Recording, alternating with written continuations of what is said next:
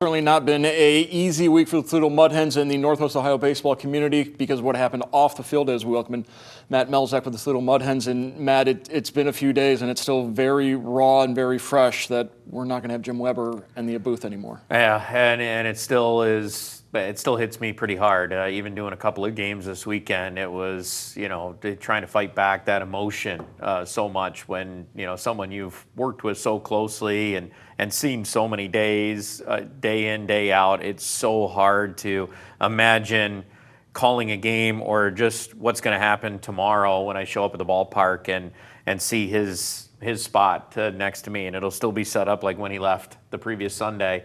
And to know that he's not going to sit in that seat no more, and I'm going to open a pregame without him, where all this time I've been the one who's been missing games with doing hockey, and now it's going to be without Jim Weber. And yeah, the baseball community, not just Northwest Ohio, not just Toledo baseball, but baseball in general, lost a legend on Friday, and we're gonna certainly miss him. Yeah, we saw voices from all over the baseball world expressing their condolences. We will have a tribute to Jim Weber coming up a little bit later on in tonight's show. The Mud Hens will have tributes for him coming up this week as well, and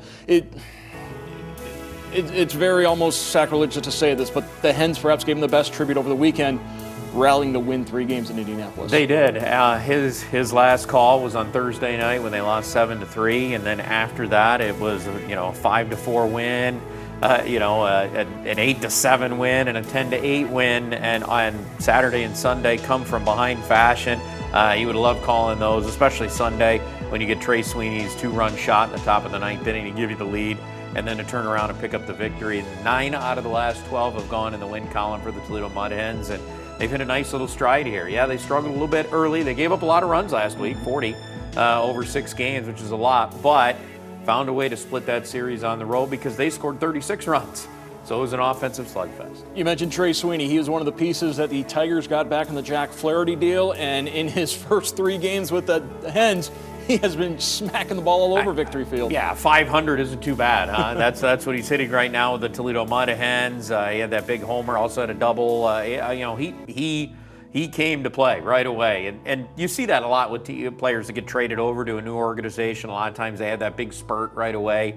We'll see how he does over the next couple of weeks, but you can see there's a lot to like there. This is a guy who had over 60 RBIs with Oklahoma City in the PCL. And I know they score a little bit more offense in that league than they do in the International League, but looking at the way he sprayed the ball all over the ballpark for a couple of nights, I think he's going to be a player to keep an eye on for sure. There was some speculation early last week that perhaps Spencer Torkelson will be moved at the trade deadline. He was not, and maybe he's figured some things out. He certainly has found the power stroke early in August. Yeah, he certainly. Actually, it's going back over the last couple of weeks. He's got 5 home runs in the last 2 weeks and the last 12 games. So yes, he has certainly found that stroke again.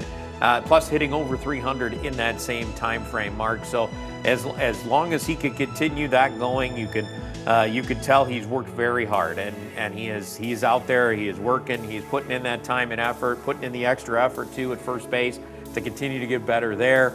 And you know what? Sometimes you get rewarded with that when you put that extra effort in. He's putting it on notice that he's getting closer and closer to being ready to go back to Detroit.